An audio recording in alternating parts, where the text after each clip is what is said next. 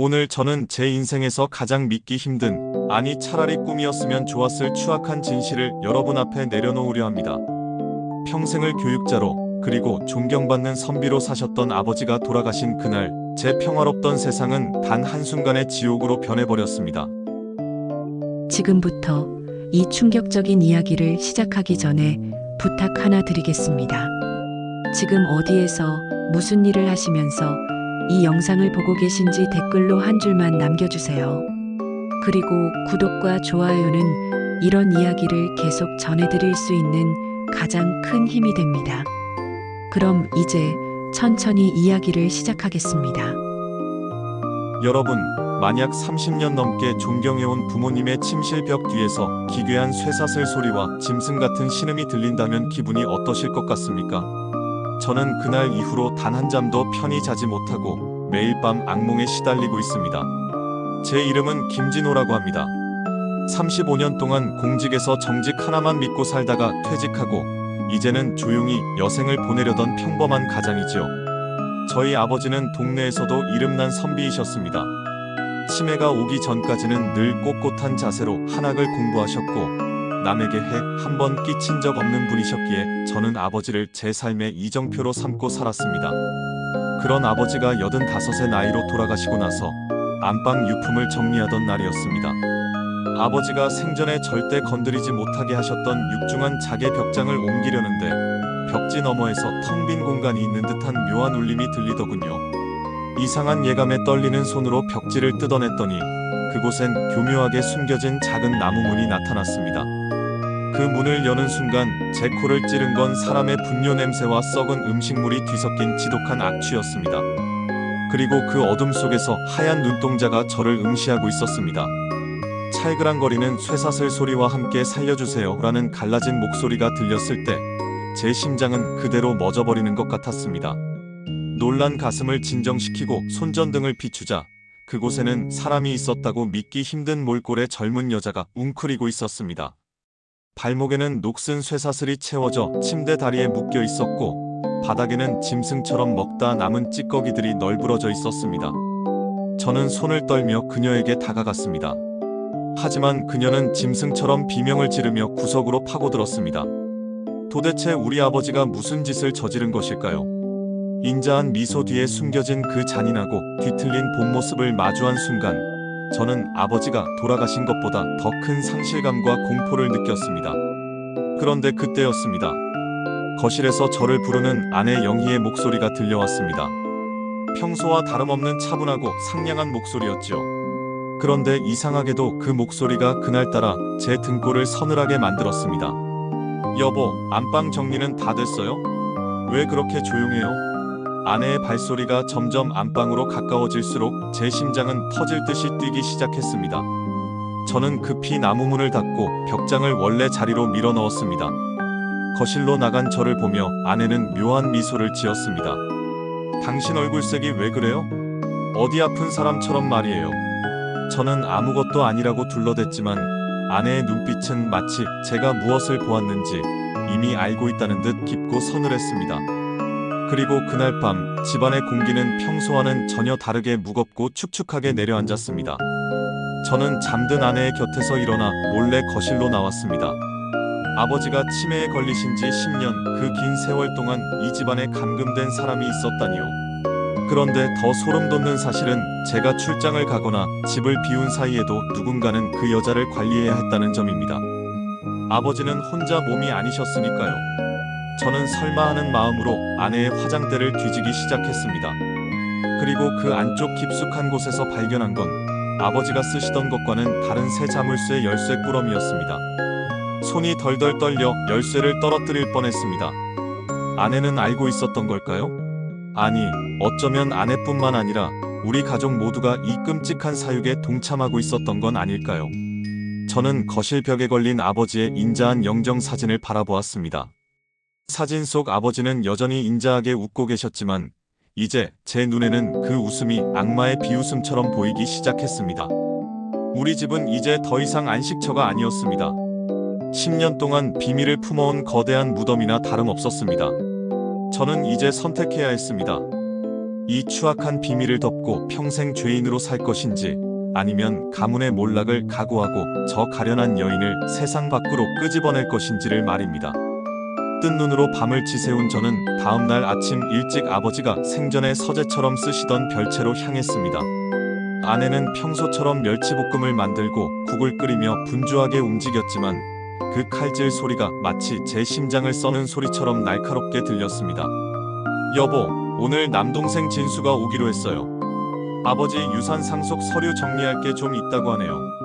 아내의 차분한 목소리에 저는 대답 대신 고개만 끄덕였습니다. 동생 진수는 사업을 한답시고 아버지의 노후 자금을 수차례 끌어다 쓴 녀석이라 아버지가 돌아가신 후 재산에 눈독을 들이는 게 당연했습니다. 하지만 지금 제 관심은 돈이 아니었습니다. 저는 서재 깊숙한 곳, 아버지가 돌아가시기 전까지 손도 못 대게 했던 낡은 오동나무 함을 열었습니다. 그 안에는 먼지 쌓인 일기장들이 빼곡히 들어차 있었죠. 저는 떨리는 손으로 10년 전 날짜가 적힌 일기장을 펼쳤습니다. 그해 여름은 유난히 비가 많이 왔고 우리 동네에서는 큰 사건이 하나 있었습니다. 바로 앞집에서 애지중지 키우던 외동딸 수연이가 학원 가는 길에 흔적도 없이 사라진 일이었죠. 경찰들이 동네를 이잡듯 뒤지고 수연이 부모님은 넋이 나간 채 전단지를 돌리던 기억이 선명합니다. 그런데 아버지의 일기장에는 차마 입에 담기 힘든 문장들이 갈겨 써 있었습니다.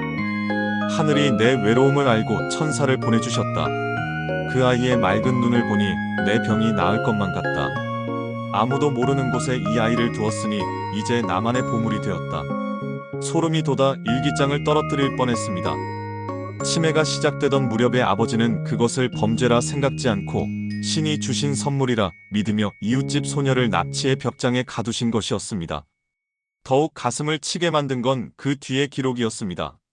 아이가 소리를 지르면 약을 먹여 재웠고 나중에는 아이의 목소리가 나오지 않을 정도로 쇠약해졌다는 내용이 담담하게 적혀 있었습니다. 인자한 교장 선생님으로 평생을 존경받던 분이 어떻게 바로 이웃집 사람들의 피눈물을 외면한 채 이런 잔인한 짓을 저지를 수 있었을까요? 제가 그 일기를 읽으며 오열하고 있을 때 등 뒤에서 서늘한 기운이 느껴졌습니다. 형님, 거기서 뭐 하세요? 남동생 진수였습니다. 녀석은 언제 왔는지 문가에 기대어 저를 빤히 쳐다보고 있었습니다.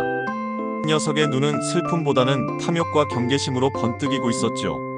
저는 급히 일기장을 숨기려 했지만 진수는 성큼성큼 다가와 제 손에 든 것을 낚아챘습니다. 형님도 참 돌아가신 노인네 일기 봐서 뭐하게요. 기분만 안 좋아지지. 진수는 일기장을 훑어보더니 아무렇지 않게 주머니에 쑤셔 넣었습니다. 진수야, 너 혹시 안방 벽장 뒤에 있는 그 여자 알고 있었니? 제 물음에 진수는 잠시 멈칫하더니 이내 비열한 웃음을 지었습니다. 형님, 이제 알았어요?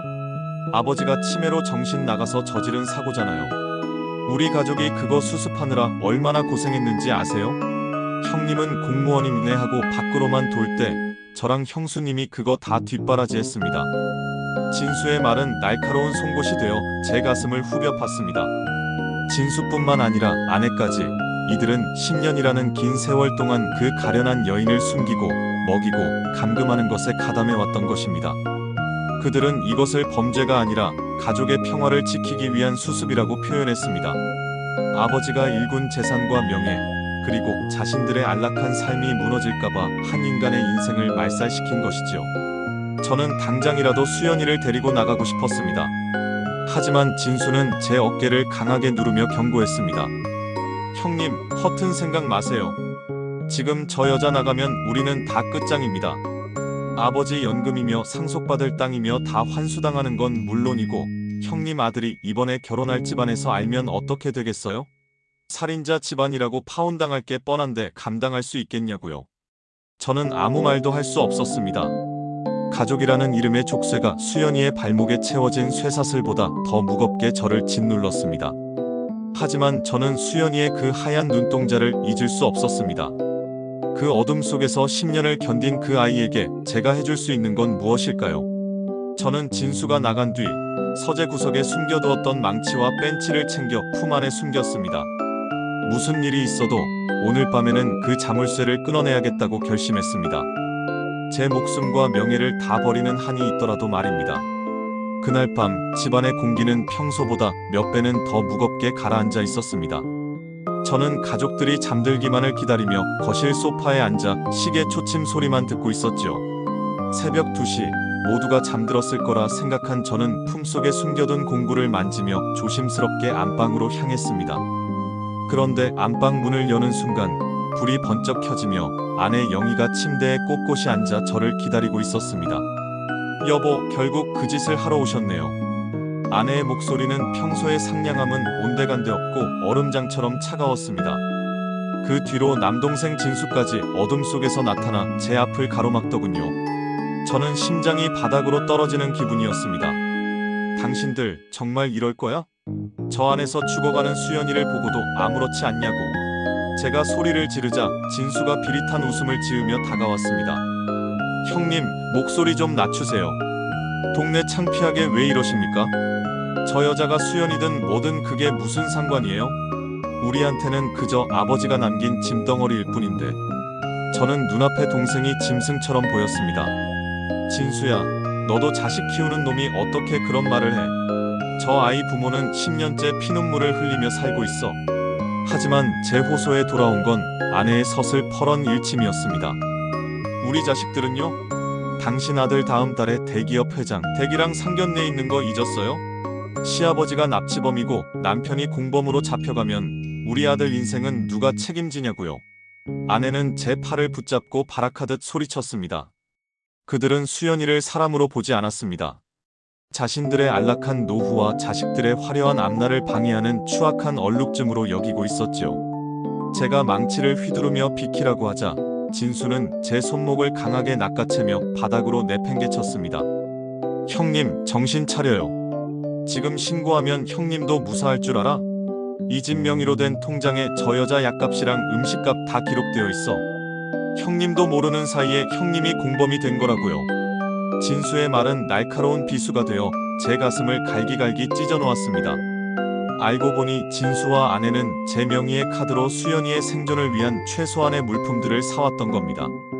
제가 바쁘다는 핑계로 집안일에 무관심했던 사이 그들은 저를 완벽한 공범으로 만들어 두었습니다. 모멸감이 파도처럼 밀려왔습니다. 평생 정직한 공무원으로 자부하며 살았던 제 인생이 가족들의 치밀한 계산 아래 납치 방조범의 삶으로 전락해 있었다니요. 저는 바닥에 주저앉아 꺽꺽거리며 울었습니다. 아내는 그런 저를 가엾다는 듯 바라보며 머리를 쓰다듬더군요. 여보, 그냥 딱 일주일만 참아요. 진수가 다 알아봐 놨대요. 멀리 아무도 모르는 요양시설로 보내버리면 돼요. 거기서 조용히 생을 마감하게 도와주는 게 저 여자한테도 복이에요. 아내의 다정한 말투가 세상에서 가장 끔찍한 악마의 속삭임처럼 들렸습니다. 저는 그들의 눈을 피해 안방 벽장 쪽을 바라보았습니다. 벽 너머에서 수연이가 이 모든 대화를 듣고 있었겠죠. 자신을 물건처럼 치우려는 사람들의 목소리를 들으며 그 어둠 속에서 얼마나 떨고 있었을까요? 저는 그 순간 깨달았습니다. 저를 가두고 있는 건 이 집의 벽이 아니라 가족이라는 이름으로 묶인 추악한 탐욕의 쇠사슬이라는 것을요. 저는 이제 결단해야 했습니다. 이 괴물 같은 가족들과 함께 지옥으로 걸어 들어갈 것인지 아니면 제 살을 도려내는 아픔이 있더라도 이 사슬을 끊어낼 것인지를 말입니다. 집안은 이미 거대한 감옥이었습니다. 아내와 진수는 제가 밖으로 나가지 못하도록 현관문 번호키를 바꾸고 제 휴대폰까지 빼앗아 갔습니다. 그들은 수연이를 다른 곳으로 빼돌릴 준비를 서두르고 있었죠. 거실 한복판에 놓인 커다란 이민용 가방을 보는 순간 제 등줄기에는 식은땀이 흘렀습니다. 저 가방 속에 수연이를 짐짝처럼 구겨넣고 어디론가 사라지게 하려는 그들의 음모가 명확해졌기 때문입니다. 더는 지체할 시간이 없었습니다. 저는 화장실에 가겠다는 핑계로 방을 나와 부엌으로 향했습니다. 싱크대 밑 깊숙이 숨겨두었던 장도리와 식칼을 챙겨 품 안에 단단히 고정했습니다. 심장이 입 밖으로 튀어나올 것 같았지만 벽 너머에서 들려오는 가녀린 신음이 저를 움직이게 했습니다. 새벽 3시 거실에서 코를 골며 자던 진수의 곁을 지나 저는 안방으로 침투했습니다. 벽장을 거칠게 밀어내자 숨겨진 나무문이 모습을 드러냈습니다. 제가 문을 열고 들어가려던 찰나 뒤에서 차가운 목소리가 들렸습니다. 형님, 결국 이 길을 가시겠단 말이죠? 진수였습니다. 녀석은 잠들지 않았던 것입니다. 진수의 손에는 골프채가 들려 있었고 그 뒤로 아내 영희가 소름 돋는 무표정으로 저를 노려보고 있었습니다. 비켜라, 진수야. 나는 오늘 저 아이를 여기서 데리고 나갈 거다. 제 목소리는 떨렸지만 결연했습니다. 하지만 진수는 가소롭다는 듯 비웃으며 골프채로 거실 바닥을 내리쳤습니다. 미쳤어요? 지금 나가면 형님 손자 돌잔치 대신 교도소 면회 가게 생겼는데. 아내도 제 팔을 붙잡으며 악을 썼습니다. 당신이 죽으려면 혼자 죽지 왜 우리 자식들 앞길까지 막으려는 거야? 저는 아내의 손을 거칠게 뿌리치고 나무문을 향해 돌진했습니다. 진수가 골프채를 휘둘렀고 제 어깨에 묵직한 통증이 느껴졌습니다. 하지만 저는 멈추지 않았습니다. 나무문을 박차고 들어가 수연이의 발목을 옥죄고 있는 쇠사슬을 향해 장도리를 내리쳤습니다. 깡하는 금소금이 폐쇄된 공간에 울려 퍼졌고 수연이는 공포에 질려 비명을 질렀습니다. 진수가 좁은 공간으로 따라 들어와 제 멱살을 잡고 바닥으로 내팽개쳤습니다. 우리는 좁고 어두운 벽장 뒤 비밀의 방에서 짐승처럼 엉겨붙어 싸웠습니다. 먼지가 자욱한 그곳에서 주먹이 오가고 욕설이 터져나왔습니다. 평생을 형제로 살아온 세월은 이미 온데간데 없었습니다. 진수는 제 목을 졸랐고 저는 숨이 막혀가는 와중에도 수연이의 발목에 채워진 자물쇠를 향해 손을 뻗었습니다. 그때였습니다. 아내가 칼을 들고 나타났습니다. 여보, 그만해. 안 그만두면 내가 죽어버릴 거야. 아내는 자신의 목에 칼을 겨눈 채 실성한 듯 웃고 있었습니다. 가문의 명예를 지키기 위해 자신의 목숨까지 담보로 거는 아내의 모습은 흡사악귀와 같았습니다. 하지만 저는 보았습니다. 구석에 웅크린 수연이가 제 옷자락을 붙잡으며 제발 살려달라고 눈물로 애원하는 그 눈빛을 말입니다. 저는 아내를 향해 울부짖었습니다. 당신이 죽는 게 무서운 게 아니라 우리가 인간이기를 포기하는 게 더 무서운 거야. 저는 마지막 힘을 다해 진수를 발로 차내고 진수의 주머니에서 툭 떨어진 열쇠 꾸러미를 낚아챘습니다. 아버지가 생전에 수연이를 가둘 때 썼던, 그리고 진수가 미리 빼돌렸던 진짜 열쇠였습니다. 진수가 다시 달려들려 했지만 저는 품속에서 식칼을 꺼내 허공을 갈랐습니다. 오지마. 한 발짝만 더 오면 나도 무슨 짓을 할지 몰라. 제 서슬 퍼런 외침에 진수와 아내는 멈칫했습니다. 평생 화 한 번 내지 않던 제가 칼을 들자 그들도 본능적으로 죽음의 공포를 느낀 것이죠. 그 틈을 타 저는 떨리는 손으로 수연이의 자물쇠에 열쇠를 꽂았습니다. 10년이라는 세월이 철컥하는 소리와 함께 풀려나던 순간 제 눈에서는 뜨거운 눈물이 쏟아졌습니다. 자물쇠가 풀리는 철컥 소리는 제 평생 들었던 그 어떤 음악보다도 강렬했습니다. 10년이라는 긴 세월 동안 수연이의 발목을 파고들었던 그 차가운 쇳덩이가 바닥으로 떨어졌지요. 저는 곧바로 제 셔츠를 벗어 수연이의 앙상한 몸을 감싸 안았습니다. 10년 만에 처음으로 사람의 온기를 느껴본 그녀는 제 품 안에서 어린아이처럼 바르르 떨고 있었습니다. 진수는 바닥에 주저앉아 머리를 쥐어뜯으며 괴성을 질렀습니다. 형님, 이제 정말 끝이에요. 우리 집안 다 망했다고. 진수의 외침 뒤로 아내가 다시 칼을 들고 다가왔습니다. 여보, 제발 정신 차려요. 지금 저 여자 데리고 나가면 당신은 평생 쌓아온 공직 생활의 명예며 연금이며 다 날아가는 거라고요. 아내의 눈에는 눈물이 고여 있었지만 그건 남편에 대한 걱정이 아니라 사라질 재산과 사회적 지위에 대한 갈구였습니다. 저는 수연이를 등에 업었습니다. 10년을 갇혀 지내 근육이 다 빠져버린 그녀의 몸은 종이장처럼 가벼웠습니다. 그 가벼움이 제 가슴을 더 아프게 후벼 팠지요. 저는 아내를 똑바로 응시하며 말했습니다. 명예? 연금? 한 사람의 인생을 짓밟고 얻은 그딴 것들이 무슨 소용이야. 나는 오늘부로 김만수의 아들도 당신의 남편도 진수의 형도 아니다. 나는 그저 한 인간으로서 이 아이를 살려야겠어. 제가 현관으로 향하자 진수가 제 다리를 붙잡고 늘어졌습니다. 형님, 못 가요. 저 가방에 넣어서 조용히 처리하면 아무도 모른다니까요. 진수는 끝까지 수연이를 사람으로 보지 않았습니다. 저는 분노에 차 진수의 가슴을 발로 밀어냈습니다. 너는 사람이 아니다. 내 동생도 아니야. 저는 거실 구석에 있던 아버지의 영정사진을 낚아채 바닥에 내동댕이 쳤습니다. 유리 파편이 사방으로 튀며 아버지의 인자했던 얼굴이 찢겨나갔습니다. 저는 수연이를 등에 업고 집 밖으로 뛰쳐나갔습니다. 새벽의 차가운 공기가 폐부 깊숙이 들어왔죠. 10년 만에 처음으로 새벽 공기를 마시는 수연이는 제 등에 얼굴을 묻고 흐느꼈습니다. 진수가 자신의 차를 몰아 제 앞길을 막으려 했지만 저는 미리 주차해 두었던 제 차에 수연이를 태우고 문을 잠갔습니다. 그리고는 광기 어린 속도로 경찰서를 향해 차를 몰았습니다. 뒤에서 진수의 차가 미친 듯이 경적을 울리며 따라붙었습니다. 아내는 조수석에서 창밖으로 몸을 내밀고 당장 차를 세우라며 소리를 질렀죠. 하지만 저는 앞만 보고 달렸습니다. 경찰서 정문이 보였고 저는 브레이크도 밟지 않은 채 경찰서 앞마당으로 돌진했습니다.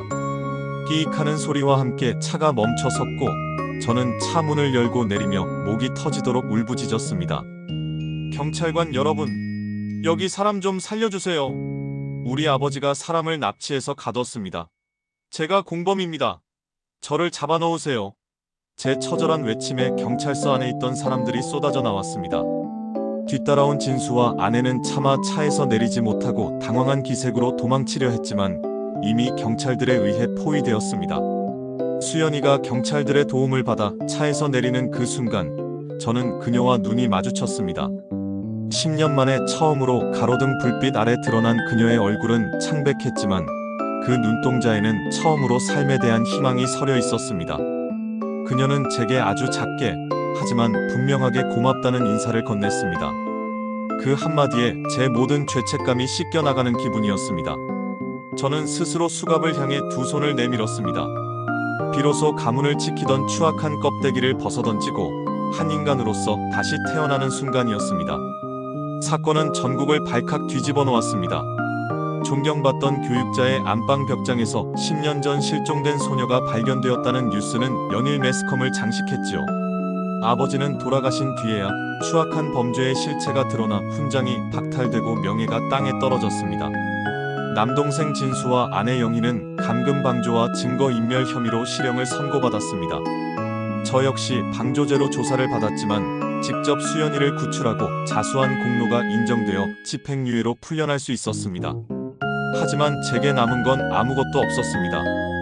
평생 몸담았던 공직에서의 명예도, 평생을 일궈온 집도, 그리고 가족이라는 이름의 인연들도 모두 모래알처럼 흩어져 사라졌습니다. 저는 집과 땅을 모두 처분했습니다. 그리고 그 돈을 전부 수연이의 치료비와 수연이 가족의 보상금으로 내놓았습니다. 주변에서는 미쳤다고 손가락질을 하더군요. 노후를 생각해야지 왜 그렇게 바보같이 다 퍼주냐고요. 하지만 저는 그 돈을 쥐고 있을 때보다 다 비워내고 난 지금이 훨씬 더 마음이 가볍습니다. 어느덧 1년이라는 시간이 흘렀습니다. 저는 연고도 없는 작은 바닷가 마을에서 낡은 단칸방을 얻어 소박하게 지내고 있습니다.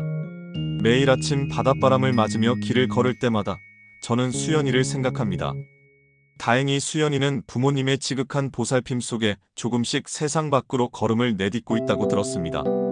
얼마 전에는 그녀로부터 짧은 편지 한 통을 받았습니다. 아저씨, 저 오늘 처음으로 혼자서 시장에 다녀왔어요. 햇살이 참 따뜻하더라고요. 편지 속 그 문장을 읽으며 저는 한참을 소리내어 울었습니다. 가끔은 안방 벽장의 그 어두운 공간이 떠올라 소스라치게 놀라기도 합니다. 아버지가 왜 그런 선택을 하셨는지, 내 동생과 아내는 왜 그렇게 잔인해질 수밖에 없었는지 원망이 들 때도 있습니다. 하지만 이제는 그들을 미워하는데 마음을 쓰지 않으려 합니다. 미움조차 제 마음을 가두는 또 다른 쇠사슬이 될 테니까요.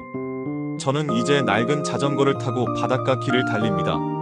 비록 주머니는 가볍고 주변엔 아무도 없지만 저는 지금 이 순간이 제 인생에서 가장 당당하고 자유롭습니다. 여러분, 인생을 살다 보면 때로는 눈을 감고 싶은 추악한 진실과 마주할 때가 있습니다. 가문을 위해, 자식을 위해, 혹은 나의 평온을 위해 모른 척하고 싶어질지도 모릅니다. 하지만 그 거짓된 평화는 결국 우리를 속에서부터 썩게 만듭니다. 고통스럽더라도 진실을 선택했을 때 비로소 우리는 진짜 숨을 쉴 수 있습니다. 제가 가진 모든 것을 잃고 얻은 이 평온함이 여러분께도 작은 울림이 되었으면 좋겠습니다. 여기까지 들어주셔서 정말 감사합니다. 이 스토리를 듣고 조금이라도 용기를 얻으신 분이 계시다면 기쁘겠습니다. 구독과 좋아요는 사랑의 또 다른 표현입니다. 그럼 다음 이야기에서 다시 뵙겠습니다. 좋은 하루 보내세요.